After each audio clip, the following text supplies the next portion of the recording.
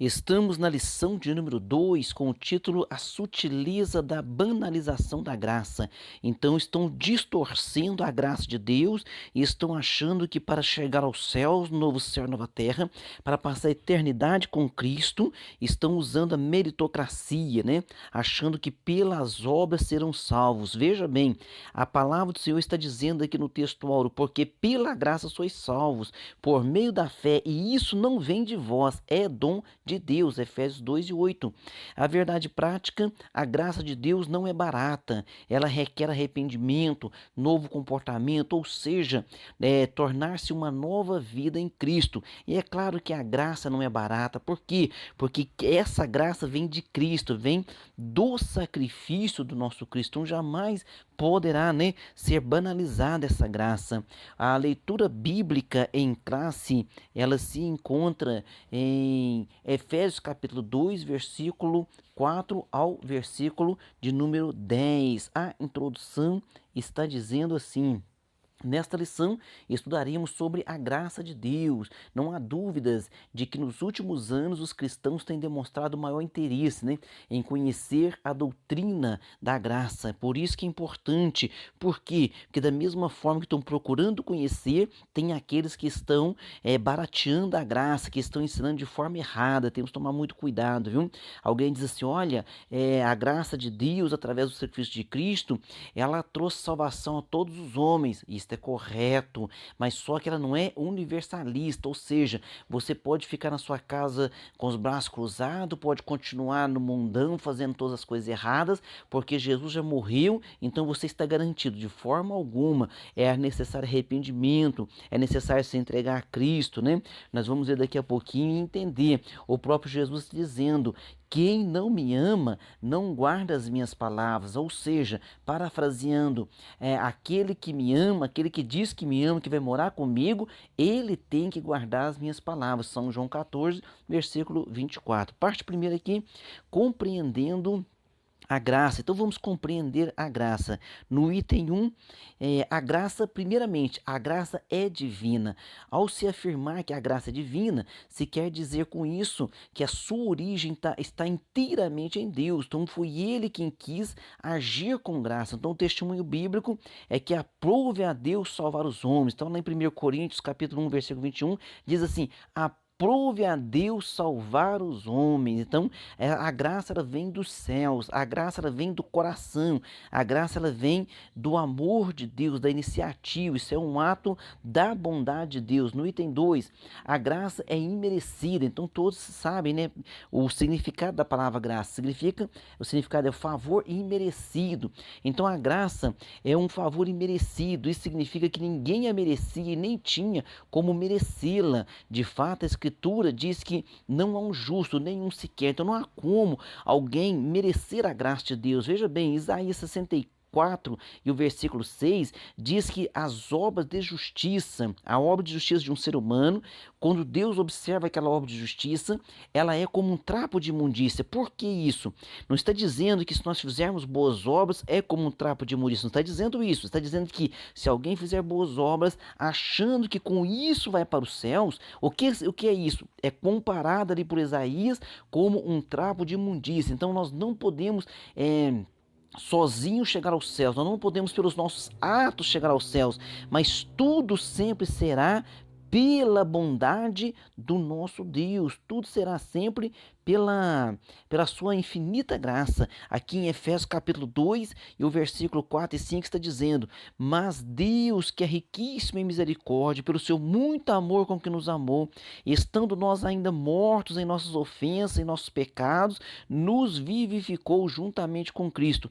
Pela graça sois salvos. Então a Bíblia é bem clara, né, em dizer desta forma. Parte 2 aqui, a graça no contexto bíblico. No item 1, a necessidade da graça. Uma das doutrinas mais bem definidas e claras nas escrituras sagradas é referente ao que é a queda do homem. Então o primeiro homem, Adão, Adão significa vermelho, né? Então o barro qual Deus usou ali para fazer o Adão era um barro vermelho. Então o nome dele Adão significa que ele é vermelho, né? Que foi feito do barro vermelho. Então nós sabemos que Adão foi feito e aí ele foi dado o quê? O livre-arbítrio. Aí ele foi dado capacidade de escolha. E foi dada apenas uma ordem a Adão, né? Apenas um mandamento foi dado a Adão. Para que, da árvore do conhecimento do bem e do mal, que ele não pudesse comer daquela fruta, né? Daquele fruto. Então alguém, né, erroneamente imagina assim, não, aquilo Deus estava querendo falar sobre uma intimidade do casal. Então esse pensamento é um pensamento muito vamos dizer assim, é muito antibíblico, muito inadequado. Então, quando Adão peca ali, realmente foi um mandamento que Deus deu a ele, só uma ordem: olha, você não pode comer da árvore do conhecimento do bem e do mal, das demais árvores do jardim você pode comer. Inclusive, havia uma outra árvore muito especial chamada árvore da vida. Então, foi dada ao homem esta ordem, foi dada a ele também o quê? Capacidade, né, de escolha. Então, quando o homem cai ali, tendo caído no pecado, tendo caído no pecado, o homem não podia por si mesmo se libertar.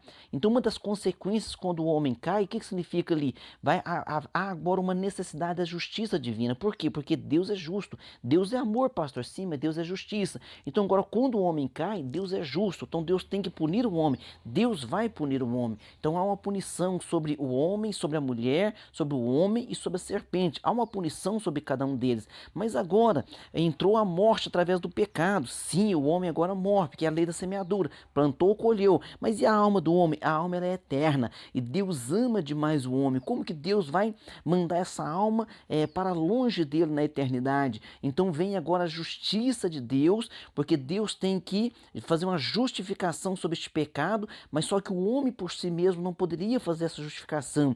Agora então entra em cena o Senhor Jesus Cristo. E a Bíblia fala que Jesus é o Cordeiro morto antes da fundação do mundo. Ou seja, quando Deus vai fazer o homem, Deus sabia que o homem ia cair, mas Deus já tinha um plano também para salvá-lo. Então essa justificação acontece na cruz do Calvário. Quando Jesus morre, ele morre em nosso lugar. Alguém diz assim, pastor, mas todos os homens morrem, sim, mas todos os homens não morrem.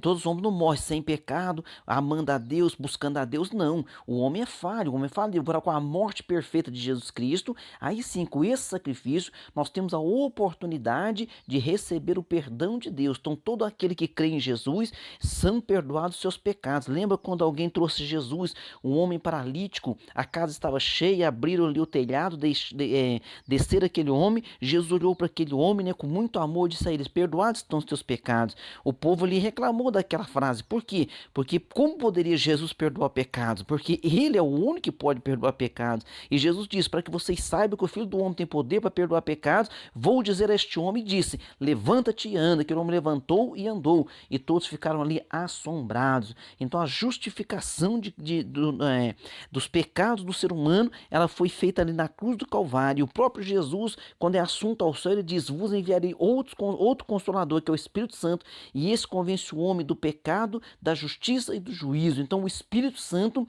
é que está trazendo você também a ouvir esta mensagem aqui através dessa mídia social, para que você também seja abençoado e tenha também argumentos para levar as pessoas a esta palavra de fé. No item 2, a extensão da graça. Então nós falamos que a necessidade da graça é porque o homem caiu, o homem pecou e somente pela graça e misericórdia de Deus poderia ser restabelecido, né, a sua comunhão com Deus. Então no Éden a comunhão era plena, quando peca corta a comunhão. Isaías deixou claro que a separação entre Deus e os homens ela é feita através do pecado. Então ali o Isaías diz então, né, o que é que separa o homem de Deus? É o pecado. E quem é que pode libertar-nos do pecado? Jesus. Então Jesus é a ligação, é o único mediador. Então Timóteo 2:5, há um só Deus e um só Senhor, há um só Senhor e um só Deus e um só mediador entre Deus e os homens, que é Jesus Cristo, homem, que nasceu da jovem Maria para nos salvar. No item 2, a extensão da graça. As Escrituras afirmam que Deus quer salvar a todos. Então, Deus quer salvar a todos os homens, sim. Então a salvação ela é universal, contudo, ela não é universalista. O que é universalismo? O universalismo prega que uma vez que Jesus morreu, que ele trouxe a salvação, então todos os homens agora já estão salvos, independente se fizer a vontade de Deus ou não, se amar a Deus ou não, se conhecer a Bíblia ou não, se arrepender dos seus pecados ou não, vai ser salvo. Essa é a doutrina universalista, ela está errada, ela está completamente errada, porque em São João 14:24 o próprio Cristo está dizendo: quem não me ama, quem não me ama não guarda as minhas palavras. Ou seja, se alguém quer morar comigo, se alguém diz que me ama, tem que guardar as minhas palavras. E ele ainda diz que as palavras, ele diz assim, as palavras não são minhas, as palavras são do meu Pai. Ou seja, Jesus falou daquilo que o Pai mandou que ele falasse aqui na terra.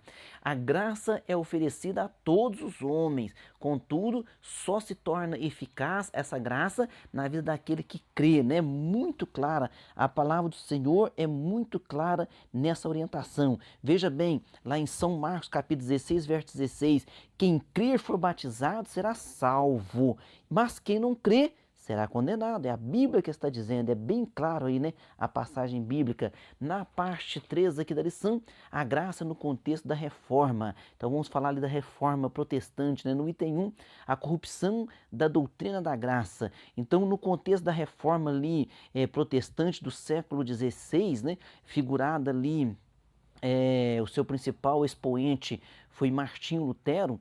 Então, essa reforma, por que se deu essa reforma? Por causa da corrupção da graça, viu?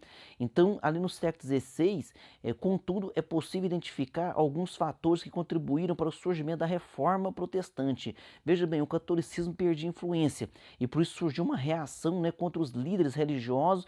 Por quê? Por causa do baixo nível moral. Então, estava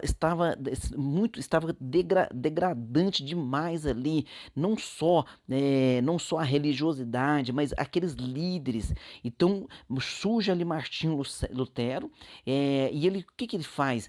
E foi uma coisa esplêndida, né? A história que a gente vê. Ele simplesmente começou a ler a Bíblia. Ao ler a Bíblia, ao trazer fazer aquela tradução da Bíblia, ele foi percebendo que tudo que estava sendo ensinado, que ele mesmo ensinava, estava errado. Então, o que estava acontecendo? Eles estavam ensinando a salvação pela meritocracia.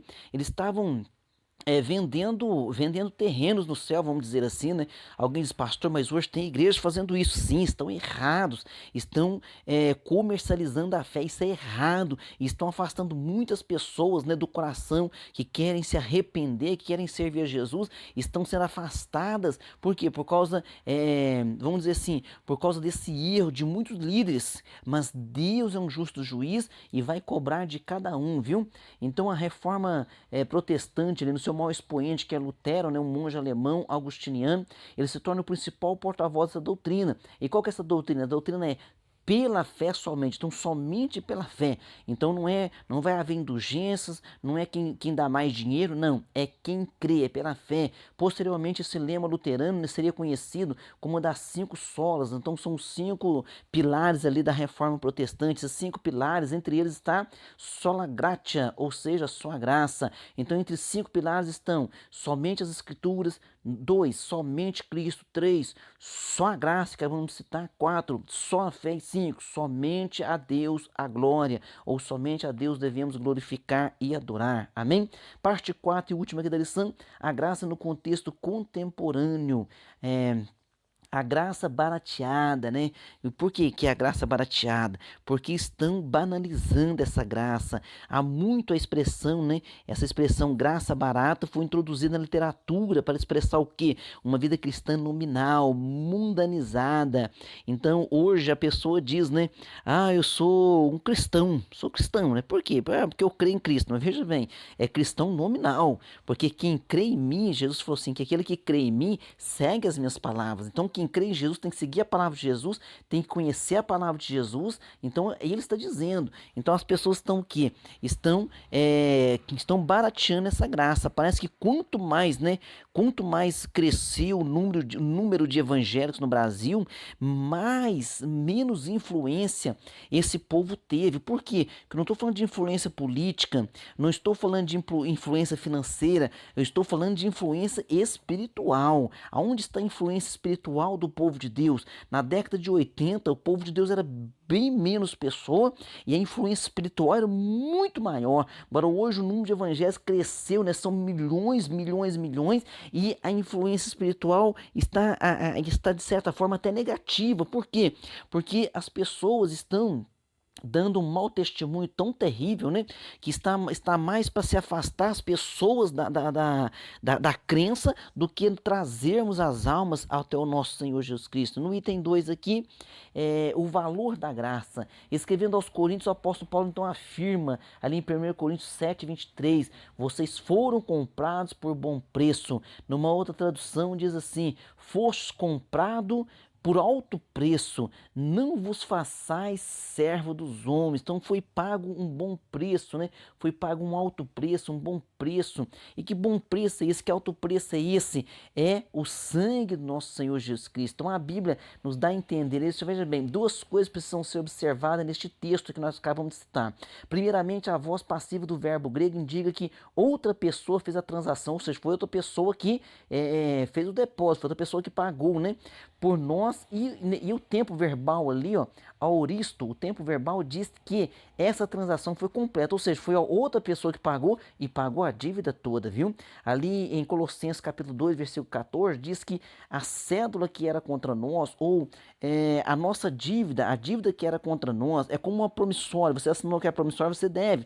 Alguém traz até você e diz assim, ó, tá vendo essa promissória que você deve? Tô vendo. Eu fui lá, eu paguei ela para você, aqui ó, faça um X nela, risca ela. Geralmente quando você paga uma promissória, você rasga, ela rasgou a promissória, acabou sua dívida. Então a Bíblia diz que a cédula que era contra nós, a promissória que era contra nós, Cristo pega ela e crava na cruz do Calvário. Ele pagou um bom preço, ele pagou um alto preço. Ele pagou a dívida por nós, ele pagou pelos nossos pecados e cabe a nós crer nele, servir a ele, amar ele, né? E viver uma vida consagrada a Ele, de arrependimentos, uma vida de crescendo sempre em entendimento, na graça, perdoando, pedindo perdão, é uma vida de aprendizado, a vida de um servo do Senhor autêntico. Conclusão nesta lição, partimos da necessidade de se compreender corretamente o que é a graça de Deus. Vimos como a graça de Deus foi entendida em diversos contextos, né? A Bíblia é sempre a régua através da qual nós temos que ter o entendimento da doutrina da graça e de qualquer outra forma, né, de doutrina, de qualquer outra forma de pensamento, toda doutrina, todo pensamento, tudo que você, alguém quiser te ensinar, o que você esteja aprendendo, existe uma régua, existe um medidor. Essa régua, esse medidor é a Escritura, são as Santas Escrituras, é a Bíblia Sagrada, viu? Aí você tem que ter esse interesse. O que a Bíblia diz? Como que a Bíblia diz? Deixa eu ler. Leia a Bíblia. Procure aprender a Bíblia. Deus vai te esclarecer sempre. Vamos para nossas perguntas. Número 1.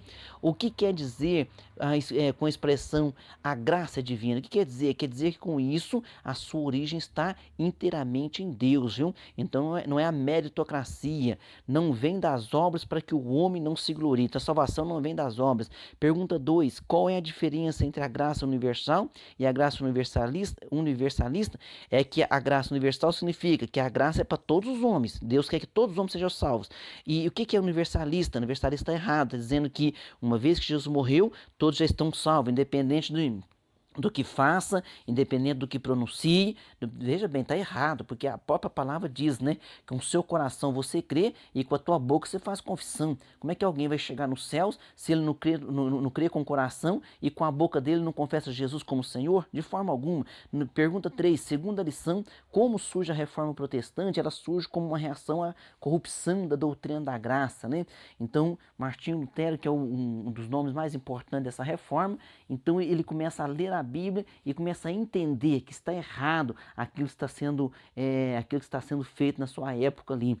Pergunta 4. O que quer dizer a expressão graça barata? Diz respeito à vida cristã nominal ou mundanizada, ou seja, eu sou cristão, mas não sou praticante. Ou seja, eu amo Jesus, eu creio em Jesus, mas diz da boca para fora. Isaías escreveu o seguinte: os seus lábios pronunciam o meu nome, mas o seu coração está longe de mim. Quer dizer, com a boca falamos que adoramos, que amamos, mas o coração e as obras não praticam a palavra do Senhor. Pergunta 5. O que o apóstolo Paulo afirmou ao escrever aos Coríntios? Ele afirma: vocês foram comprados por preço, ou seja, noutra tradução diz: foste comprado por bom preço, não vos façais servos dos homens. Ou seja, você tem muito valor que foi pago um alto preço, que é o sacrifício de Cristo na cruz do Calvário. Amém? Deus abençoe você e vamos continuar nesse trimestre aprendendo sobre as sutilezas, né, que o inimigo tem tentado trazer sobre a vida do crente para derrubá-lo